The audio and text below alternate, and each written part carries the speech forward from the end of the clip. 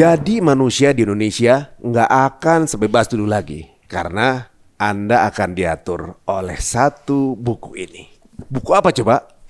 Yuk kita saksikan. Assalamualaikum teman-teman cerita Untungs. Kejahatan kemanusiaan telah dilakukan tanpa kita sadari. Manusia telah dikontrol oleh sistem yang menguntungkan elit global. Apakah itu benar? Kali ini Komjen Dharma Pongreken memaparkan bagaimana UU Omnibus Law telah mengatur segala hajat hidup manusia yang keuntungannya hanya untuk elit global. Ini adalah Undang-Undang Kesehatan Omnibus Law. Itu yang Nomor 17 tahun 2023. Oh itu? Ya, itu. Yang bisa mengatur Seluruh aspek kehidupan manusia dari A to Z. Ya. Tapi sebenarnya mereka yang duduk di dewan ibaratnya ya. Paham gak sih? Apa namanya? Saya yakin mereka tidak paham seutuhnya bahwa itu akan menghancurkan kehidupan keluarganya sendiri pada akhirnya ketika mereka sudah tidak berkuasa. Dan pada saat mereka sadar pun udah terlambat. Sudah. Udah jalan kan? Ya kan, Anda andil dalam menghancurkan bangsamu sendiri. Mari saksikan kisah lengkapnya hanya di Cerita Untungs.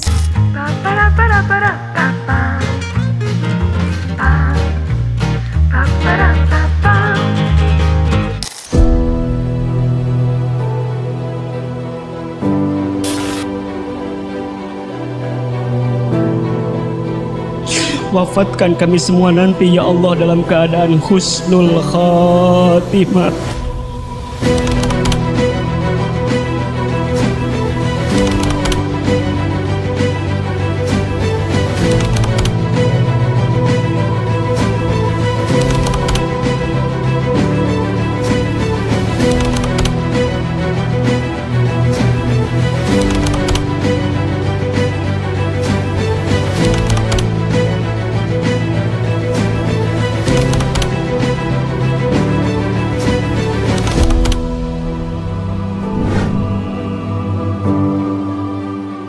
Assalamualaikum warahmatullahi wabarakatuh. Makin panas, makin seru banget kalau kita dengar obrolan dengan bintang tamu kita yang berikut ini. Karena dari episode sebelumnya waktu kita ngobrol, ada satu pembahasan yang menarik mencolek satu kitab ini yang ternyata ketika dicolek baru sedikit partnya itu bikin kita mikir.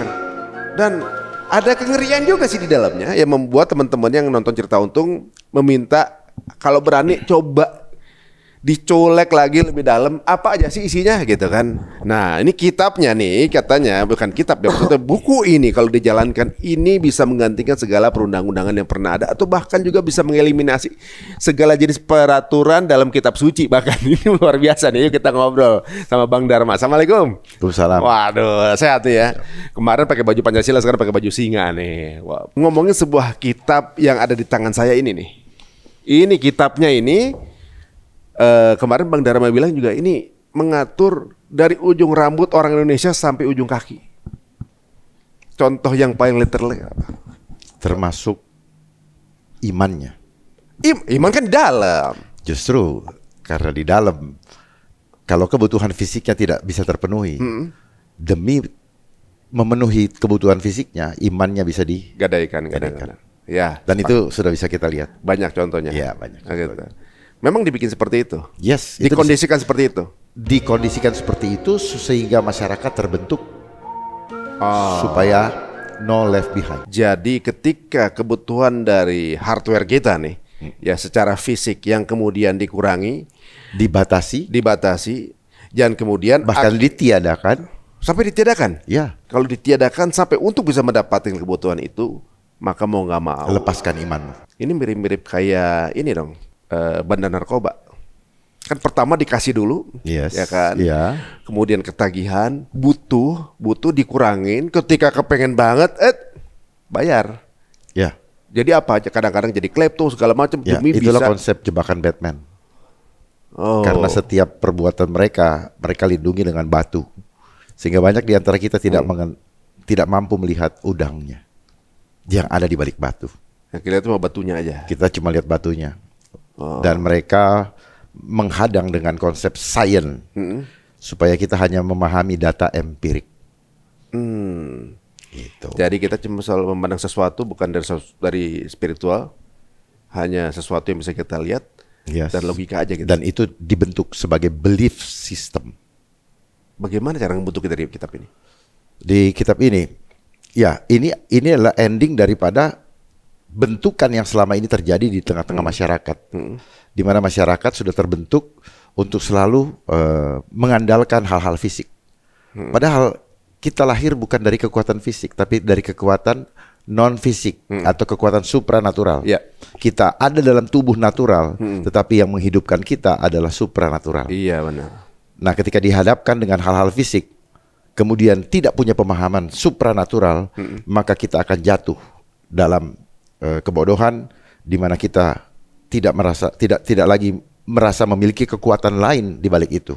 Karena selama ini kita sudah dibiasakan supaya tergantung, sehingga akhirnya supaya candu, supaya akhirnya menggantungkan diri kepada si pengatur sistem. Oh jadi menghamba gitu. Karena butuh gitu.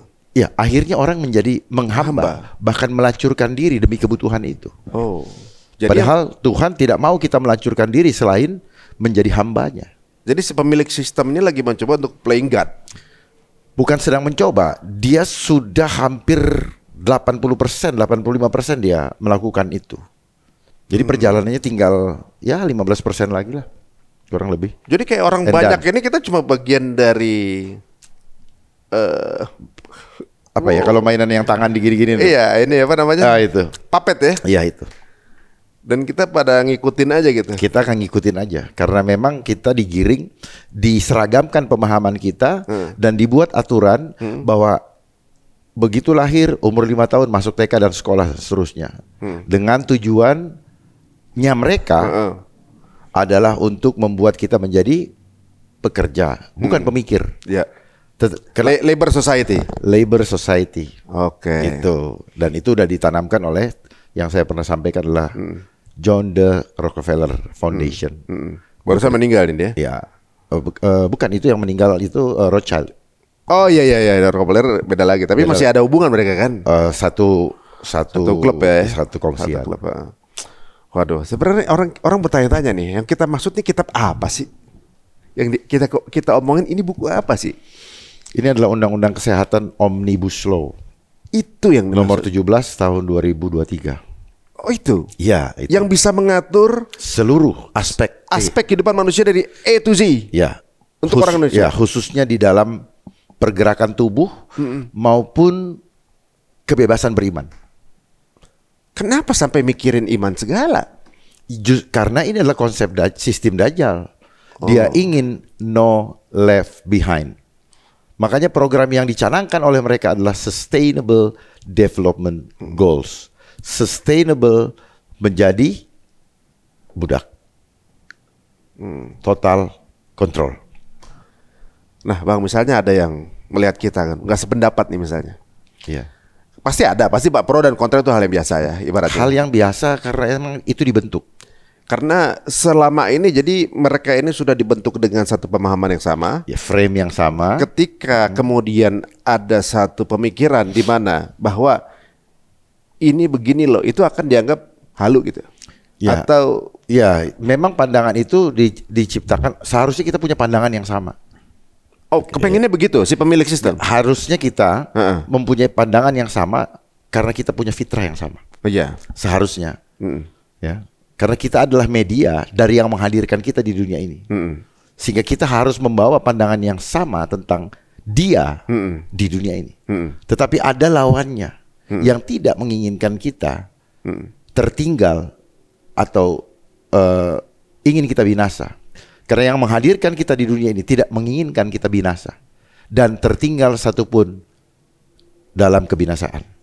Tetapi mereka yang mengendalikan sistem dunia inilah yang adalah puppet daripada Dajjal. Mereka lah yang memainkan peran ini, peran playing God untuk membuat runtuhnya iman-iman supaya kita tidak bisa kembali lagi kepada Sang Halik. Nah pertanyaannya kenapa yang diambil dari sisi kesehatan? Kan bisa aja ekonomi, Ya. kan bisa aja apalah pengaturan dari sisi militer lah, apa gitu, atau politik atau gimana? Kok kesehatan? Masuknya dari kesehatan kenapa? Karena ini kunci. Kunci gimana? Kunci. Ekonomi, kalau tidak sehat, ekonomi tidak jalan. Oke. Pertahanan, kalau tidak sehat, tidak. Ya, jadi kesehatan adalah ketahanan nasional terakhir. Pilar yang terakhir. Kenapa mereka mengambil isu kesehatan yang paling terakhir? Karena sudah pada tahap mereka harus bisa mengendalikan baik pikiran, perasaan, dan langkah hidupmu. Ya, pikiran, perasaan, dan langkah hidupmu. Kenapa? Karena lewat isu kesehatan, maka mereka berhak mengontrol, mengendalikan tubuh Dan jiwa. dan of course otomatis, karena kalau tubuh saja, tubuh mati nggak peduli mereka. Ya, justru mereka yang mau mereka inginkan adalah tubuh hidup yang ada jiwanya, supaya jiwanya bisa direbut lewat ketakutan. Jelas? Jelas tidak? Makin apa namanya? Menyeramkan ya sebenarnya. Tapi kita lihat dulu ya teman-teman ya. Maksudnya jangan langsung serem dulu. Apakah benar by data yang diomongkan oleh Bang Dharma? Oke, kita mulai dari mana coba Bang? Tunjukin ke saya. Apa jika memang ini mengatur dari fisik kita sampai jiwa kita, yang kemudian ini orang kalau baca mungkin nggak menganggap seperti itu, tapi ketika difahami ternyata bisa mengatur sampai ke sana. Di part mana? Oke, sebelum saya teruskan lagi sedikit yang tadi ya. Kenapa jiwa? Karena di jiwa itu ada fitrahnya Tuhan. Ya. Dan itu yang ingin mereka modifikasi. Sehingga ada kata modifikasi, modified. Modified dengan fitrah yang bukan dari Tuhan. Makanya ketika sebelum Ratu Elizabeth meninggal, mereka melakukan ritual pemotongan untaian DNA. Yang tadinya dari double helix, dia rangkaikan menjadi triple helix. DNA-nya siapa? Manusia. Ritualnya saja. Ritualnya? Ya, ada datanya. Dengan tujuan? Ya, supaya DNA-nya bukan lagi DNA fitrah. Kan DNA itu kan singkatan dari deoksiribonukleat acid. Deo itu kan Tuhan. Oksi itu kan nafasnya Tuhan. Gitu. Jadi apa yang sedang kita bicarakan sekarang sebenarnya dia mau merusak itu. Supaya kenapa isu kesehatan adalah pintu masuk untuk alasan menyentuh tubuh. Ngotak-atik tubuh, betul?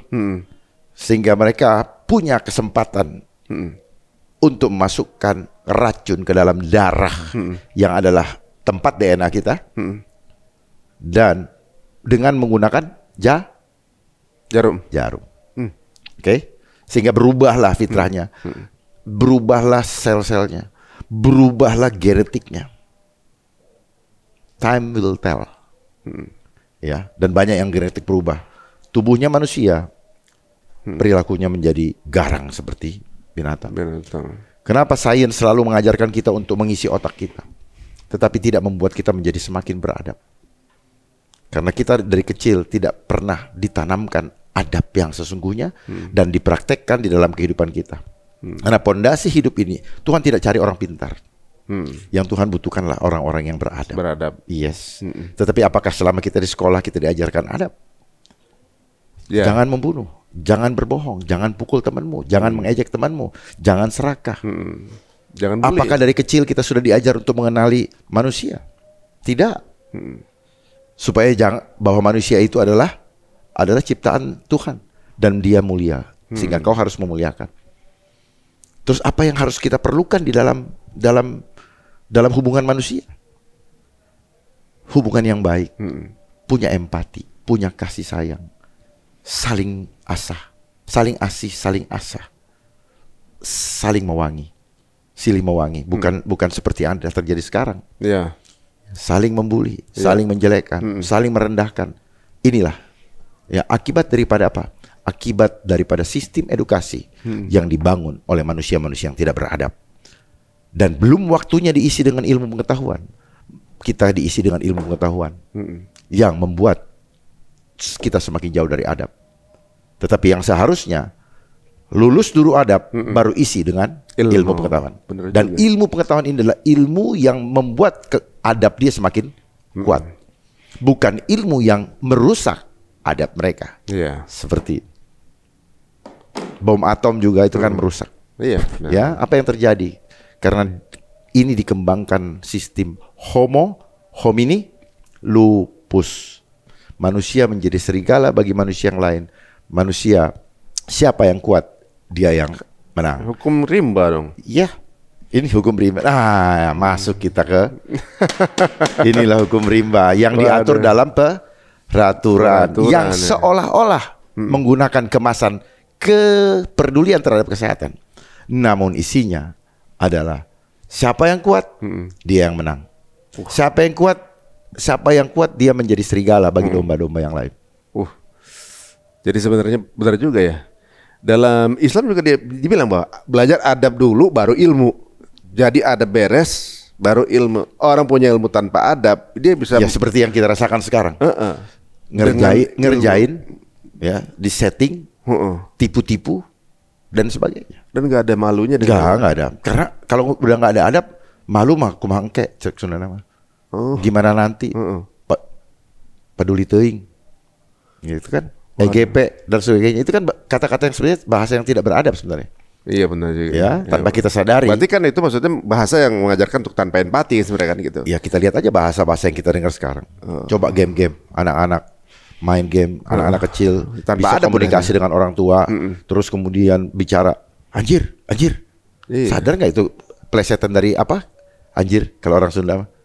Anjing. Ya anjing. Ya kan? Oh kita bisa ngomong seenaknya, komen dengan orang yang lebih tua, yang lebih. Terus ngomong yang lain-lain lah yang tidak pantas saya ucapkan di sini.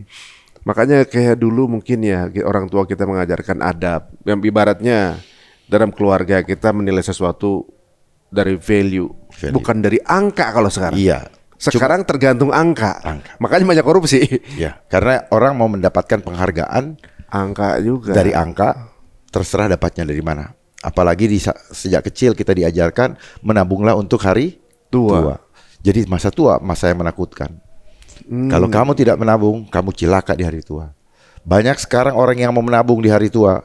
Begitu muncul sistem ini, uangnya mencelakakan dia. Bisa hilang begitu saja. Dan mungkin saja dia akan bunuh diri karena semua yang sudah dikerjakan bertahun-tahun dengan mengalami berbagai macam ujian, dengan lolos dari tangkapan KPK lah misalnya, atau ledakan-ledakan yang sebenarnya dia takuti. Ya. Tapi gimana pun caranya cari tabungan, nipu orang, pokoknya itu tabungan. Perlu one day dia juga akan terjebak dengan satu. Dan akhirnya terjebak dengan sistem digital. Nah. Tadi kita bahas kan, hilang begitu aja bisa. Iya. Oh jadi seperti episode yang sebelumnya kita bahas juga bahwa semua akan diarahkan ke digital. Ketika digital itu kemudian sudah bisa dikontrol, and then semuanya tinggal numbers yang bisa dirubah. Ya semua itu yang dibilang apa? Discrap. Kebawa semua udah. Habis selesai. Omnibus Law. Nambung lagi ke situ. Omnibus Law. Bus itu alat angkut. Omni itu semua atau banyak, dari bahasa Latin omnis. Clear ya?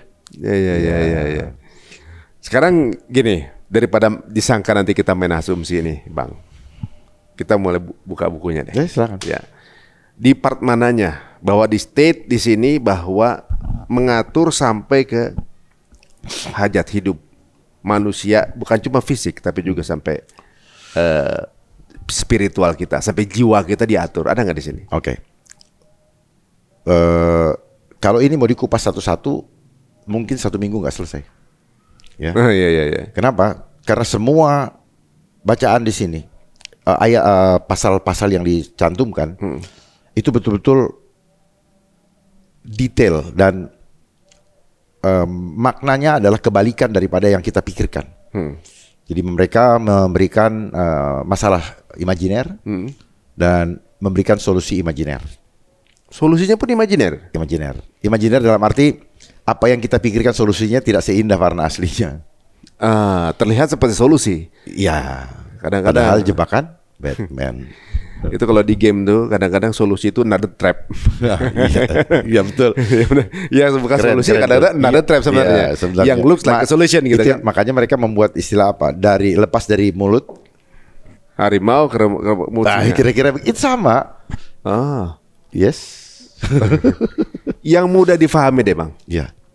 bagaimana caranya untuk kita bisa dalam waktu satu sesi ini kita paham bahwa something yang ini kan untuk sesama kita ya yang tinggal di Indonesia ya. Misalnya ya pasti juga nanti ada pihak yang melihat ini bisa bagi masukan. Ya. Gitu ya. Apa mungkin ini perlu untuk kita revisi atau juga mungkin bisa diedit atau segala macam gitu kan.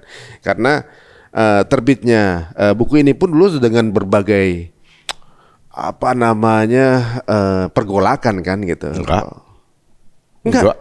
Mudah sekali. Oh, dulu rame demonstrasinya, Bang. Demonstrasi itu kan industri, ya kan? Industri gimana? Ya, sekarang yang demonstrasi paham nggak yang diperjuangkan? Saya mau tanya, siapa yang demonstrasi? Nanti saya ulas yang diperjuangkan apa. Gitu. Misalnya yang buruh waktu itu pernah buruh, mahasiswa pernah juga. Kalau buruh kan bicara Omnibus Law Cipta Kerja. Beda lagi? Beda. Enggak bukan buruh saat ini? Bukan. Oh, yang ini yang terakhir. Ini beda dengan yang kemarin rame itu. Beda. Oh, yang ini beda. Ini ngatur lahir aja gitu. Kalau itu ngatur cara kita dapat makan. Kalau ini ngatur seluruh hidup kita untuk diam dan diatur total oleh sistem sampai kita mati. Ini kalau ada yang nggak sependapat sama Bang Dharma. Ya kan ada di sini, ngapain nggak sependapat? Kita buka sini. Dan nggak apa-apa nih kalau mau challenge. Ini ada di sini kok. Nanti kita lihat. Oh gitu. Susahnya apa? Katanya kan bicara data. Ya data ada. Misalkan saya bawa buku ini. Coba yang pertama ya. Ini kan undang-undang kesehatan. Dari definisinya saja di pasal 1 ketentuan umum. Silakan dibuka biar sama-sama paham. Ya, dari pasal 1 saja sudah ada keanehan. Keanehan ini pasal 1. Ya. Keanehan dalam definisi kesehatan. Kesehatan adalah suatu keadaan sehat seseorang, baik secara fisik, jiwa maupun sosial, dan bukan sekedar terbebas dari penyakit. Lalu buat apa ini? Berarti ini bukan tentang penyakit, bukan terbebas saja untuk memungkinkan hidup produktif. Jadi kuncinya di produktif. Ini orang kalau nggak produktif berarti nggak sehat, out of system.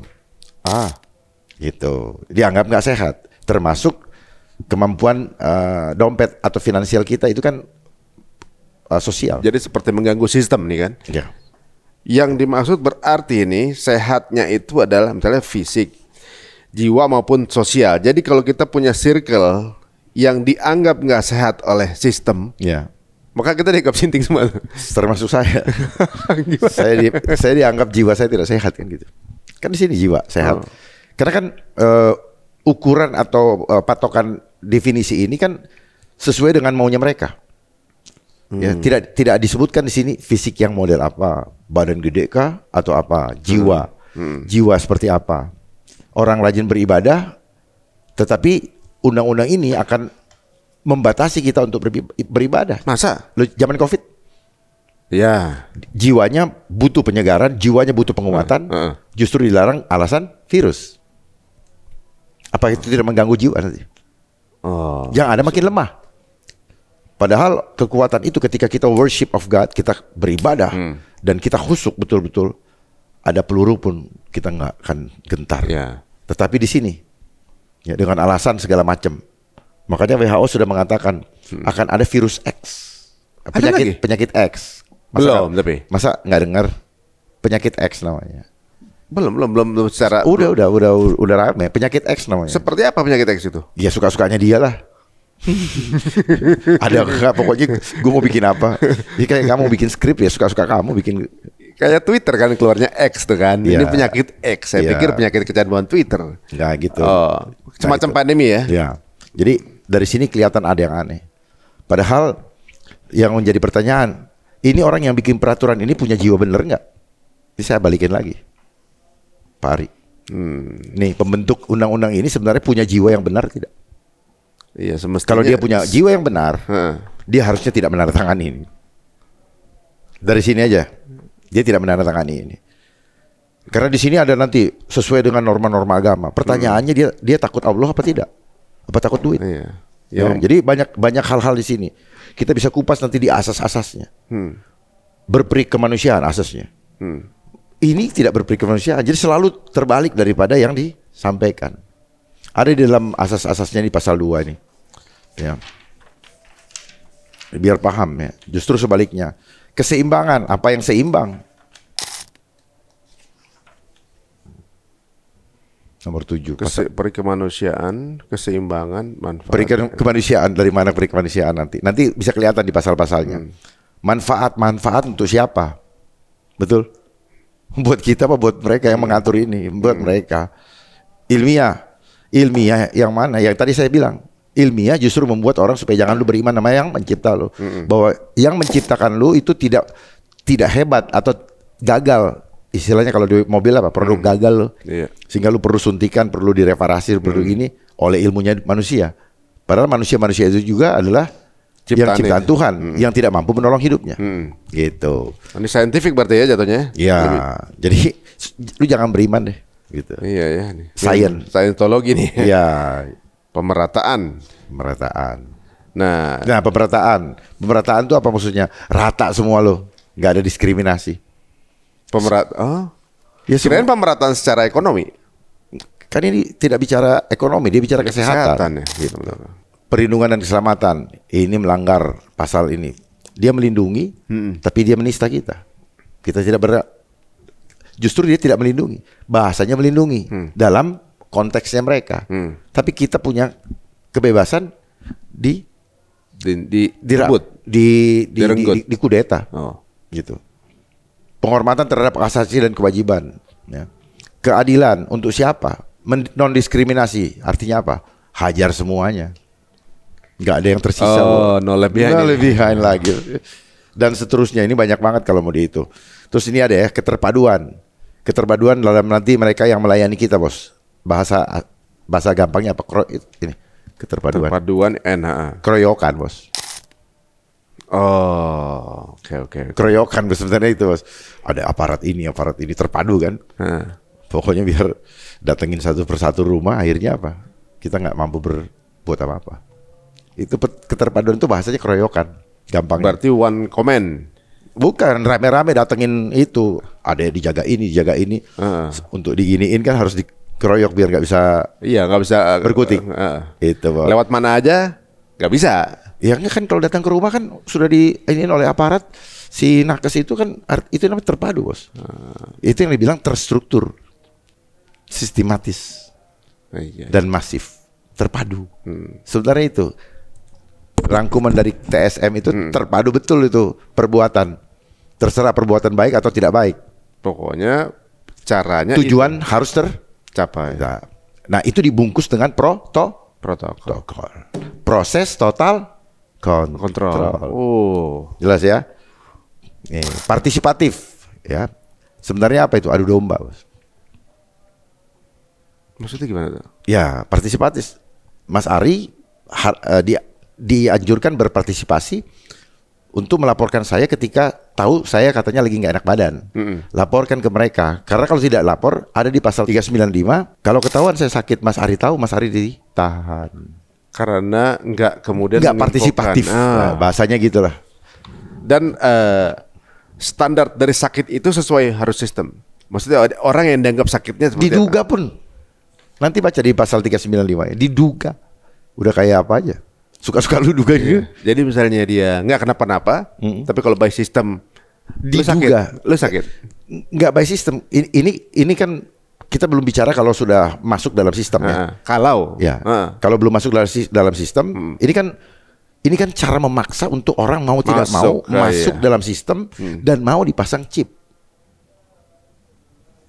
Ini nanti mau divaksin dan mau dipasang chip. Itu sebenarnya supaya masuk dalam sistem digital. Karena seperti pembicaraan kita yang sebelumnya, saya memberikan yang circle itu digital identity, di mana yang terakhir itu adalah healthcare. Ya. Dan healthcare itu yang belum dilaksanakan di operasionalnya ini supaya healthcare itu. Tapi ini belum jalan kan? Mana? Ini buku ini. Sesungguhnya ini sudah diputuskan, sudah dianggap berlaku, namun masih digugat. Oh, tapi belum resmi berjalan. Ya kita nanti lihat apa alasannya mereka karena mereka menunggu. Menunggu kalau di pasal 353 harus ada pemicunya. Kenapa jadi Mereka harus create story, membangun opini. Ada ini, ada itu, ada ini. Rakyat takut. memantaskan ini boleh dijalankan? Iya. Jadi dia Mirip. untuk membangun kriteria. Terus banyak jumlah orang yang masuk rumah sakit. Dihitung 2 kali lipat daripada periode sebelumnya. Sehingga sah untuk diumumkan adanya wabah atau adanya kejadian luar biasa. Ada pasalnya. Jadi terstruktur sekali ya. Iya. TSM ini tadi. Iya, ini sistematis namanya. Wah. Dia mereka sudah atur, dia punya itu. Jadi ilmu TSM itu ilmu mereka, dan itu adalah by design. Dirancang oleh konsep intelijen. Buat masalah, cipta reaksi, beri solusi. Tapi sebenarnya mereka yang duduk di dewan ibaratnya ya. Paham gak sih apa namanya? Saya yakin mereka tidak paham seutuhnya bahwa itu akan menghancurkan kehidupan keluarganya sendiri pada akhirnya ketika mereka sudah tidak berkuasa.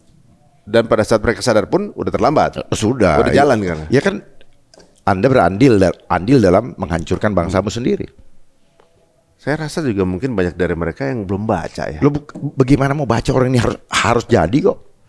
Ini barang udah jadi dalam bahasa Inggris. Ini kerjain, terjemahkan dalam bahasa negaramu. Lalu sahkan untuk persiapan berkaitan dengan WHO Pandemic Treaty nantinya. Oh, ini berarti memang rencananya bukan. Jadi rumah besarnya nanti WHO Pandemic Treaty. Baru operasionalnya pakai ini gitu. Sehingga ini sudah disiapkan, ini dicanangkan sehingga dia tidak terlambat meresponnya. Responsifnya tidak tanggapannya tidak lambat. Istilahnya udah disiapkan ya, jadinya. seolah-olah kita ini responsif sekali. Oh, ada begini, sudah siap ini gitu. Jadi sebenarnya senjatanya ini. Campaign besarnya itu udah disiapkan dan ini toolsnya. Ini itu. senjata disiapkan dulu, baru perangnya di campaign itu. Ya, digaungkan. Bulan Mei Jadi nanti. belum dipencet ini tombolnya. Belum. Tapi butuh aplikasi toolsnya dulu untuk bisa ngejalanin. Toolsnya dulu kan, senjatanya, ininya, apanya, segala macam. Wah. Ini aturan main yang tidak ini kan piranti lunaknya kan. Softwarenya kan. Ya. Nah, masa nggak ada yang tahu sih, Bang? Masa ibaratnya kan ini kan kalau misalnya udah dibaca dan mereka paham kan nggak mungkin mudah kemudian ini tergelontor ke masyarakat kan, gitu. Apalagi banyak keluarganya juga, saudaranya yang tinggal di sini. Ya kalau mereka peduli. Coba kalau saya di situ, nggak bakal jalan ini. Masa yang duduk nggak ada yang peduli sih dari segitu banyak? Ya tanya aja, diundang aja mereka yang bikin undang-undang ini, peduli nggak? Oh, coba. Tapi ini belum pernah di challenge. Ini maksudnya buku ini belum pernah di challenge di apa sih ibaratnya kayak diforumkan gitu untuk belum.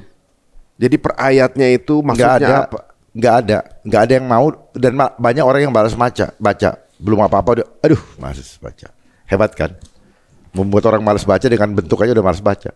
Iya sih, emang kalau segini banyak sih ya banyak kerjaan lain yang dipikir yang lebih penting gitu. Paling penting. Ini saya udah sobek-sobek, ini udah sobek-sobek, saya ini lagi. Ini Bang Dharma udah baca? Ini lihat semua, udah saya tandain semua ini. Wah, padahal Bang Dharma ini belum duduk di sana ya, tapi udah ngebaca nih. Berarti memang beliau ini peduli ya sebenarnya dengan apa yang akan terjadi ini. Misalnya nih Bang, ini udah dijalankan semua seperti udah sesuai dengan apa yang sudah ada di sini. Apa sih yang ada di masyarakat bentuknya nanti? Apa sih yang kita kehilangan apa gitu? Dan apa sih yang mungkin bisa terjadi sama masyarakat? Yang pasti kita kehilangan hak asasi kita. Kita kehilangan kebebasan. Akan terjadi pembatasan sosial seperti kemarin, tetapi lebih sistematis. Karena dikawal oleh suatu struktur yang terpadu tadi. Dan diberlakukan secara masif dengan tekanan, dengan skala besar dan tekanan yang tinggi, sehingga supaya apa? Supaya kita nggak bisa lagi berpikir, sehingga kita diharapkan menyerahkan kepada mereka. Itu sama dengan apa? Sia-sia kita hidup selama ini. Jadi Bang Dharma mungkin secara implisit ya, secara tidak langsung mengatakan ada kemungkinan pelanggaran hak asasi manusia. Implisit ya.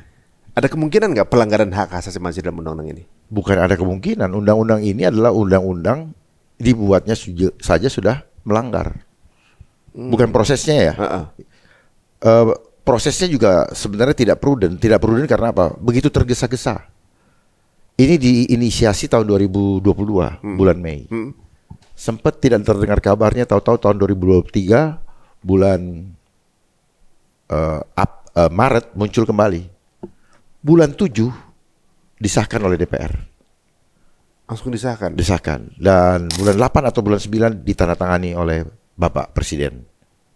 Gitu. Oh gitu. Ya, jadi undang-undang ini sendiri isinya atau mensreanya niat jahat. Jadi sebenarnya undang-undang ini adalah undang-undang yang berisi tentang pelanggaran-pelanggaran terhadap hak asasi kita sebagai manusia ciptaan Tuhan yang mulia.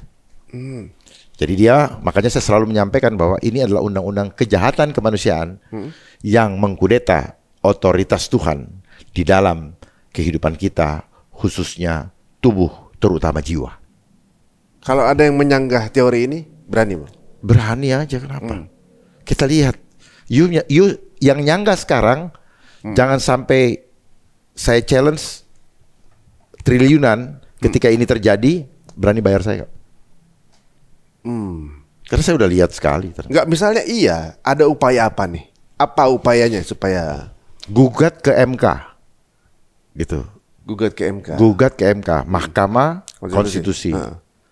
Namun kita tahu bahwa kepercayaan sama sekali sudah tidak ada. Walaupun kita dipaksa-paksa, ya kan masih ada orang lain yang baik. Tapi faktanya orang baik, tapi kalau tidak berani menyatakan kebenaran sama aja bohong. Banyak orang-orang baik, pemikiran idealis, keberanian mengambil risiko, itu yang kita tidak pernah dapatkan. Karena mereka mementingkan kepentingan dirinya, keluarganya, dan dirinya, keluarganya, dan kelompoknya. Atau mungkin malas untuk punya masalah. Ya, of course kan, dengan gitu kan, otomatis itu kan selfish. Ya, berarti tidak amanah dong.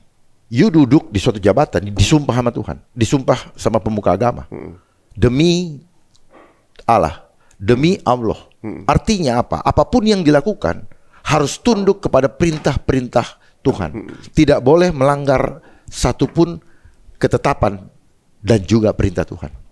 Apalagi public service ya gitu kan. Berarti karena mereka disumpah. Kecuali kalau sumpah tidak dilakukan, atau sumpah ini aja hanya sumpah serapah, atau sumpah palsu, ya lain cerita. Ya nggak usah formalitas kelihatan dibikin kayak kusuk banget gitu. Pakai kitabnya dia. Pakai kitab, berdiri, terus segala macam lah ritual-ritual fisik yang sebenarnya hanyalah seremonial, hipokrit ya, seremonial, formalitas. Jadi ternyata setelah saya pahami, sumpah ini aja hanya sumpah formal. Lip service. Sumpah formal. Kenapa sumpah formal? Ya sekolahnya aja ijazahnya formal. Formalitas jatuhnya. Iya, jatuhnya formalitas, kehidupan formalitas. Lihat aja tuh acara acara protokoler itu kan formalitas. Duduk di depan, disambut formalitas, yang terhormat. Akhirnya tidak pernah masuk ke substansi apa yang mau dibahas, dan hidupnya formal. Jadi yang penting terlihat batunya, terlihat di hadapan publik, kelihatannya baik, ya kan? Tapi what's hidden nggak ketahuan gitu. Oh ya, itu yang diciptakan oleh sistem terbentuk, karena kehidupan ini mereka berusaha untuk menyembunyikan modus operandi. Itulah kenapa tadi bilang kan biasa ada yang pro dan kontra, biasa antara yang mau mempertahankan kebenaran dan yang tidak mau kebenarannya terungkap. Makanya dibilang ada modus operandi. Opera itu apa? Opera, drama. Motif daripada dramanya. Drama daripada motif kenapa dia melakukan kejahatan itu. Itu makanya terjadi pro dan kontra. Yang buat siapa? Ya mereka juga, yang the ruling system of this world. Sampai di sini paham nggak? Paham. Kalau nggak paham, tolong saya diulik. Tapi begini, berarti mereka sudah disumpah, sudah semestinya menjalankan atau juga mungkin lebih kritis untuk hal-hal seperti ini, ibaratnya kan? Enggak, kalau bisa lebih kritis bukan wajib, harus. Iya, maksudnya ketika ada penyangkalan akan sesuatu yang kemudian dilarikan kepada meja mereka untuk memberikan sebuah keputusan, ya mereka harus kulik dong sebenarnya kan. Semuanya mana yang kira-kira melanggar sumpah dia, mana yang ini kan rakyat berarti bos dia nih kan. Iya. Untuk kemudian bos saya ini ada. Ternyata itu cuma retorika, Pak. Rakyat menjadi bos retorika. Berarti Supaya orang halusinasi. Jadi sebenarnya yang halu bukan kita. Orang yang disodorin mimpi-mimpi palsu. Dan sebentar lagi akan semakin marak namanya imajinasi palsu. Yaitu penggunaan vision reality. Wih, sampai ke situ. Ntar dulu. Nanti ke situ ya, Menarik juga nih guys. Jadi kalau pakai pemakaian VR segala macam itu ada bagian dari sistem. Tapi nanti kita tahan dulu. Misalnya udah sampai ke MK. Tadi kan ke MK nih. Ya. Ke MK. Kira-kira apa yang mesti dilakukan oleh MK akhirnya supaya kemudian ini nggak kemudian bisa atau perlu dikaji ulang mungkin atau juga mungkin di cancel dulu atau gimana? Apa yang mesti dilakukan oleh MK? Ya memang tidak semudah membalik tangan ya. Karena undang-undang ini jadi karena ada kekuatan besar dunia yang mendanai pembuatan undang-undang ini. Sehingga undang-undang ini dapat terselesaikan dalam waktu yang sesingkat-singkatnya. Ya proklamasi dong. Iya dong. Undang-undang ini kan mau membatalkan NKRI dan masa sampai NKRI? Oh iya, membatalkan NKRI dan membatalkan NKRI dan menghancurkan NKRI dan membatalkan proklamasi kebangsaan. Di part mananya? Di part mananya yang menunjukkan itu? Kalau membatalkan NKRI? Sekarang kita baca di alinea kedua dan keempat. Di sini nggak ada. Di sini nggak ada. Alinea pertama, alinea kedua di dalam pembukaan Undang-Undang Dasar 45. Merdeka, bersatu, berdaulat, adil dan makmur. Bagaimana dengan ini? Merdeka. Ya, boro-boro merdeka. Boro-boro bersatu. Ini kan maksudnya mengatur, bukan berarti membelenggu kemerdekaan gitu. Yang dimaksud di sini. Mengatur kan artinya membelenggu. Tapi kan ini sudah melampaui beyond, melampaui batas. Batas dari mengatur. Daripada mengatur. Dia sudah mau mengatur kehidupan yang haknya Tuhan. Dan itu hak asasi. Padahal itu juga kebutuhan dia dan keluarga dia. Dia mengatakan ini apa? Jiwa. Jangan jiwanya yang buat ini pun belum tentu benar. Makanya kan rame, boleh dicek kejiwaannya ini. Benar nggak? Jiwanya jiwa yang takut sama Allah atau bukan takut sama Allah? Kalau bicara jiwa itu bicara ke sana. Mungkin yang takut dengan sistem. Ya, mereka yang harusnya terkena dengan undang-undang ini, bukan kita. Benar-benar. Orang yang punya kesadaran tinggi tidak masuk dalam kesehatan jiwa, Pak. Justru yang buat ini yang harusnya dicek kejiwaannya. Merdeka, berdaulat, adil dan merdeka bersatu. Merdeka tidak bersatu sudah diacak-acak dengan konsep politik adu domba. Merdeka bersatu, berdaulat, adil dan berdaulat pasti tidak. Apalagi adil dan makmur. Yang pertama aja enggak kok. Yang keempat, belum lagi tujuannya. Bagaimana tujuan ini tercapai? Semakin lama kita semakin jauh dari cita-cita dan tujuan proklamasi. Tujuannya apa? Melindungi segenap bangsa. Dan segenap tumpah darah. Melindungi enggak? Bukan melindungi. Ini maksudnya melindungi kan dibuat ini. Bagi apa yang pembuatnya ini pasti kan dia buat melindungi mereka berbuat seenak-enaknya sama kita. Ya. Memajukan kesejahteraan umum. Yang ada ekonomi hancur. Rakyat tidak bisa beraktivitas lagi. Di mana-mana pertanian sudah dikuasai oleh mereka. Ya. Karena mereka punya uang, mereka beli. Mereka ini. Sehingga rakyat tidak punya ruang untuk mendapatkan kebutuhan hidup yang layak. Ya. Terus yang ketiga adalah mencerdaskan kehidupan bangsa. Bukan cerdas intelektual sebenarnya yang terpenting. Apa itu? Kecerdasan spiritual. Dan itu dilupakan. Itulah yang membuat kita melihat bagaimana bangsa ini berkembang semakin tidak beradab. Karena itu dilupakan. Padahal spiritual itulah yang membuat manusia punya etika, adab, moral, dan adab. Adab itu menjadi perilaku. Makanya ini adalah revolusi peradaban. Jauh juga ya berarti. Wah, jauh. Dia mau di-scrap semua dengan Omnibus Law supaya no left behind. Tapi kalau nggak sesuai dengan undang-undang dan juga Pancasila, semestinya sudah ada yang komplain dong nih. Ya, sekarang saya sudah berteriak di mana-mana, nggak ada yang peduli. Kenapa? Karena keberanian mengambil risiko yang tidak ada.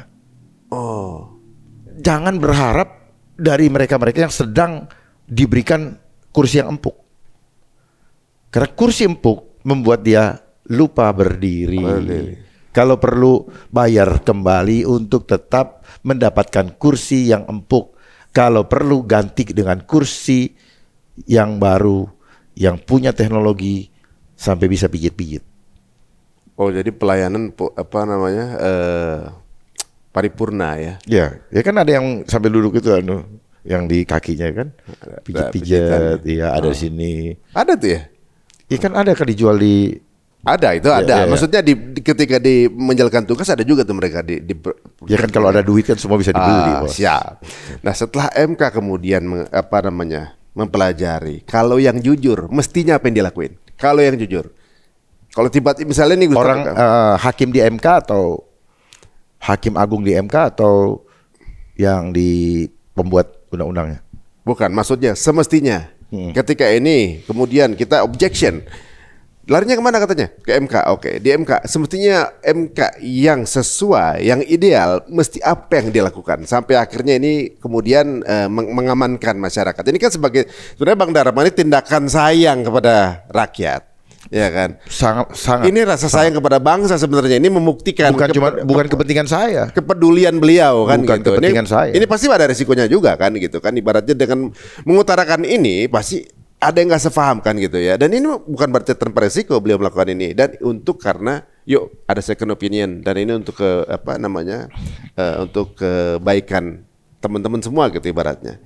Nah misalnya masuk ke MK, idealnya apa yang mesti dilakukan supaya ini kemudian perlu dikaji ulang? Pasal-pasal yang berbahaya, pasal-pasal yang mengeliminir hak asasi manusia, ya, yang paling mendasar untuk bisa memilih jalan hidupnya, menerima atau menolak, itu harus dihapus.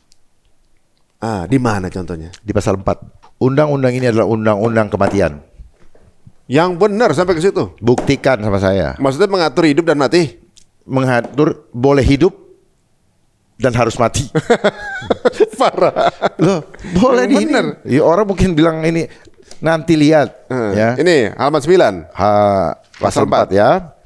Pasal 4. Oke. Ya, huruf F. Silakan dibaca. Menentukan sendiri pelayanan kesehatan yang diperlukan bagi dirinya secara mandiri dan bertanggung jawab. Iya dong. Menentukan sendiri pelayanan kesehatan yang ini. Oke, ini F ya. Baca yang H.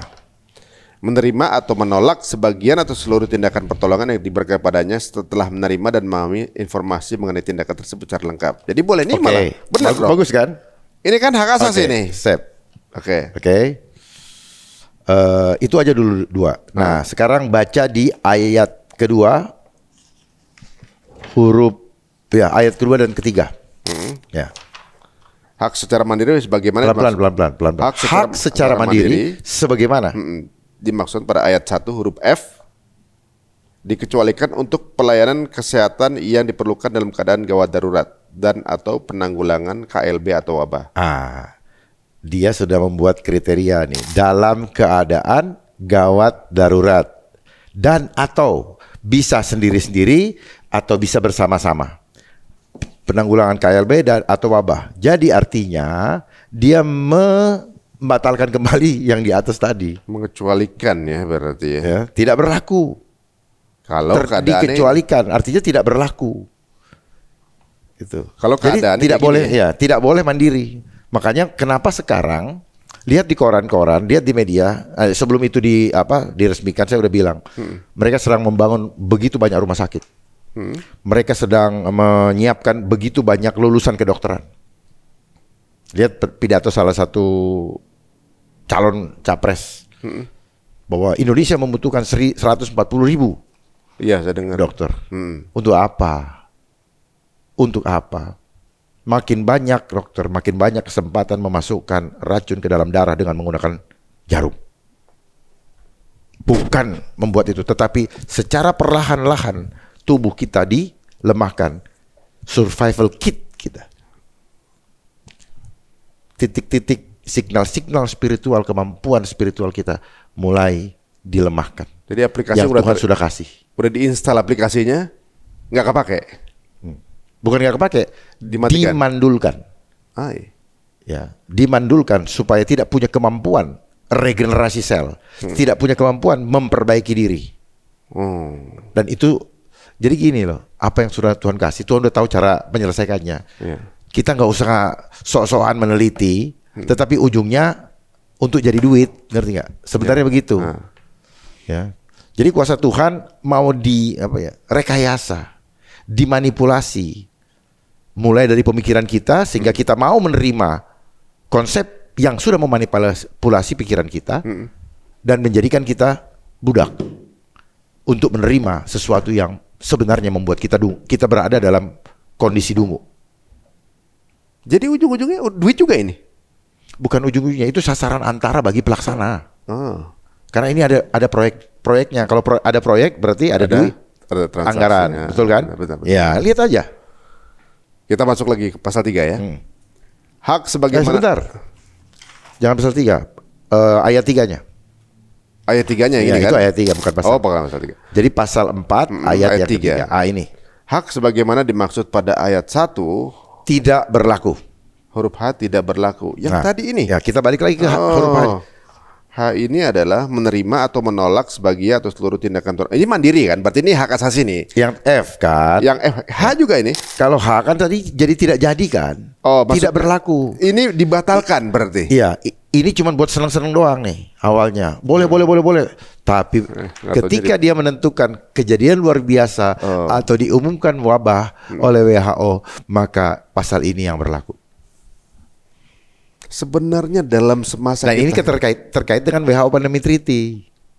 Karena WHO Pandemic Treaty artinya negara menyerahkan kedaulatan tubuh rakyatnya kepada WHO untuk mengatur segala sesuatu kehidupan kita di dunia. Akan ada kan undang-undang itu. Kenapa? Akan ada kebijakan itu. Itu yang saya sampaikan, WHO Pandemic Treaty, traktat perjanjian kesehatan yang mengikatkan diri kepada organisasi kesehatan dunia.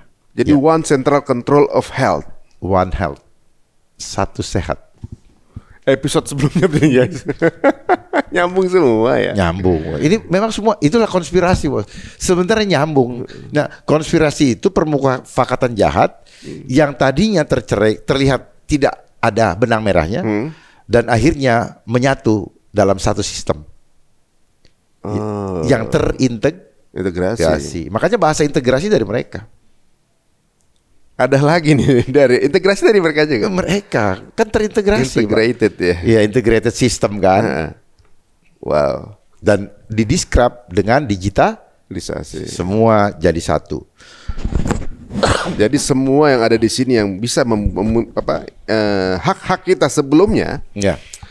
Ya memang ini sepertinya ideal ya kalau kita baca ya kan. Itulah idealnya. Itulah cantiknya. Tapi ternyata semua keidealan ini akan jadi nothing when it comes to wabah. Wabah diumumkan wabah. Terserah wabah apaan. Yang di-create dengan melalui narasi. Gitu. Membangun opini dengan narasi-narasi yang mereka siapkan kata-katanya. Makanya kan kalau mereka mau, ya, biar mereka dengar nih. Kalau mereka mau bikin narasi, libatkan saya, pasti kalian aman. Oh iya. Walaupun saya tidak ahli kesehatan, tapi narasinya saya ikut buat. Jadi maksudnya batal semua itu narasi. Maksudnya apa dia? Jadi kalau secara nggak langsung, ini dari ini jatuhnya apa ya? Berarti mentadaburi ya, ibaratnya mengulas.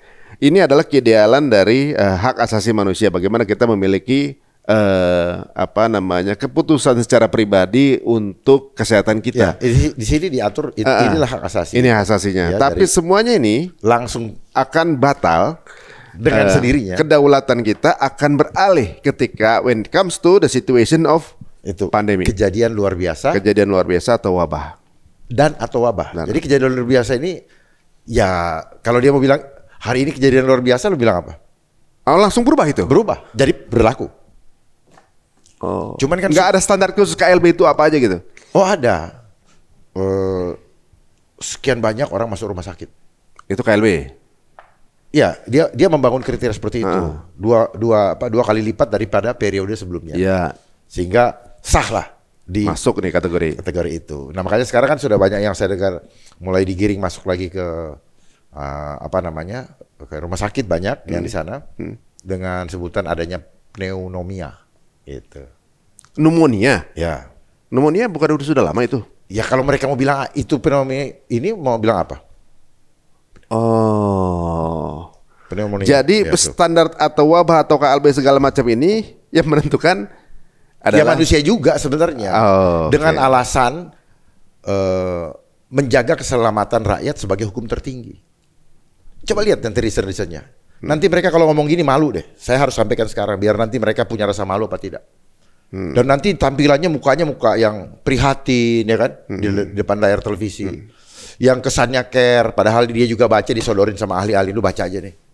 Ditampilkan si yang membaca itu kelihatannya orang itu ngerti padahal orang itu juga nggak tahu bahwa dalam tahap tahun sekian, bulan sekian, ya agendanya ini. Ya, dananya udah ada. Tapi Bang Dharma waktu kejadian pandemi kemarin udah tahu atau ngebaca dari kejadian itu? Sudah tahu. Udah tahu sebelumnya? Udah tahu. Cuman kan mereka menggunakan sistem bagi orang yang tidak percaya langsung dijemput kan. Memang sih, banyak kan yang bicara hilang udah. Iya.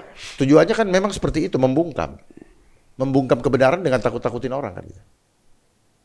Gitu. Berarti Bang Dharma nggak ini dong, nggak vaksin? Kok baru bertanya sekarang sih? Enggak kan itu 3 kali, berarti Bang Dharma nggak bisa kemana-mana dong? Ya saya kan udah bilang, saya terima resikonya. Life is choice. And the choice is in your hand. Oh iya. Jadi memilih nggak bisa kemana-mana. Ya, karena itu keputusan iman. Lakukanlah setiap keputusan hidupmu menjadi keputusan imanmu. Apa yang Anda pilih merupakan keputusan iman. Memang nggak mudah berarti sebenarnya guys ya. Karena misalnya kerjaannya harus keluar kota gitu misalnya ya. Kemudian itu ada satu peraturan seperti ini, maka it's a choice.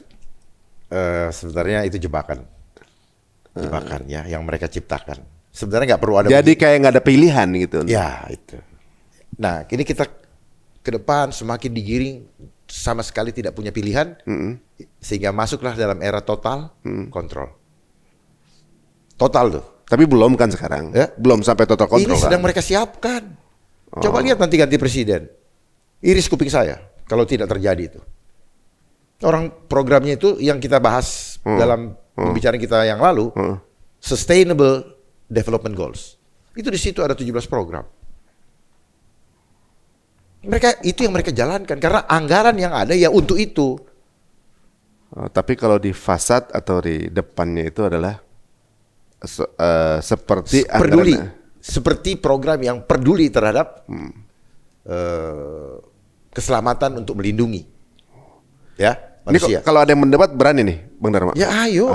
Aduh, guys ini makin. Ayo aja kok. Makin menegangkan ya. Kan begini, kalau kita punya niat untuk apa ya, membangun kesadaran, membangkitkan kesadaran dan tujuannya untuk benar, kenapa harus takut? Iya, lebih kritis lah. Nanti mati aja kok. Semua akan mati juga gitu. Coba caranya seperti apa kan gitu. Makanya saya memilih dengan cara seperti ini. Ada lagi nggak pasal yang lain Bang? Oke, pasal 40 halaman 26. Pemerintah pusat dan daerah bertanggung jawab menyediakan pelayanan kesehatan ibu yang sesuai dengan standar aman bermutu dan ya, artinya begini. Ini semua dari mulai perut bayi di perut ibu. Ya. Itu sudah dikontrol oleh negara. Bagus dong kalau untuk kebaikan. Ya kalau yang nggak tahu itu nganggap bagus. Ya, karena mindset kita selama ini dibilang seolah-olah itu baik. Padahal udang di balik batu daripada niat itu. Apa yang dibaca sama yang dibaca sama Bang Dharma apa? Mereka mau merusak fitrah kok. Kita lahir dari Tuhan, percayalah Tuhan udah siapkan toolkits yang super paripurna ya. Paripurna.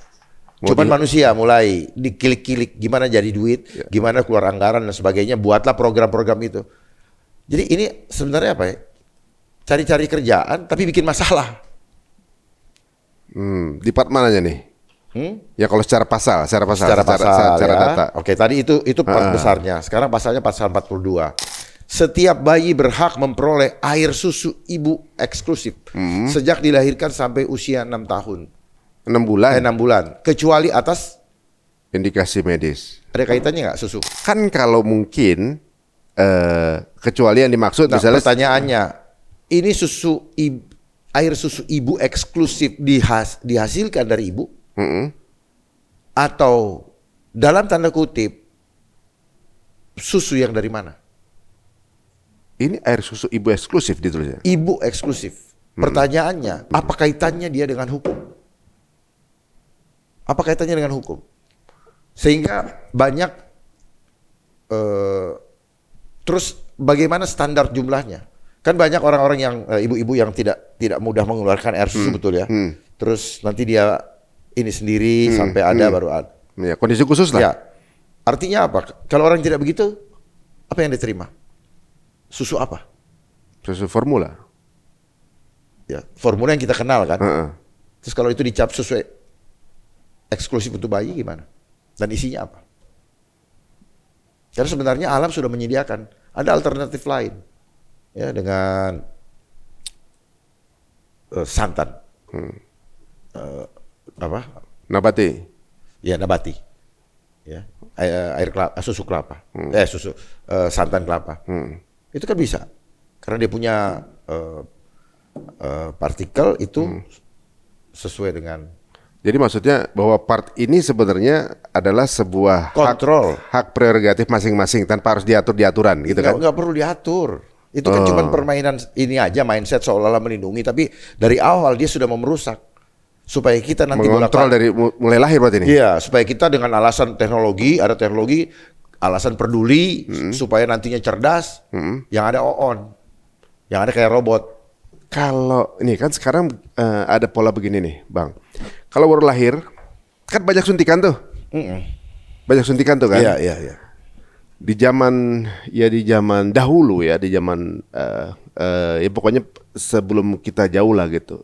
Itu mereka lahir nggak pakai suntikan. Maksudnya ketika lahir tanpa ada suntikan ini, suntikan itu, itu sehat-sehat aja. Ada yang jadi sultan, ada yang jadi pokoknya ya dulu zaman Nabi, zaman sultan, nggak ada tuh pola lahir disuntik dulu, disuntik anak, suntik ini, suntik itu segala macam. Apakah ini mirip dengan itu? Mirip apa aja? Berarti gini, sekarang polanya setiap anak bayi lahir harus ada suntikan berbagai suntikan, kalau nggak anaknya sakit nanti kan gitu kan? Kalau enggak menurut siapa? Ya yang terpola gini, kalau misalnya nggak disuntik ini, nanti gedenya akan begini. Itu namanya propaganda.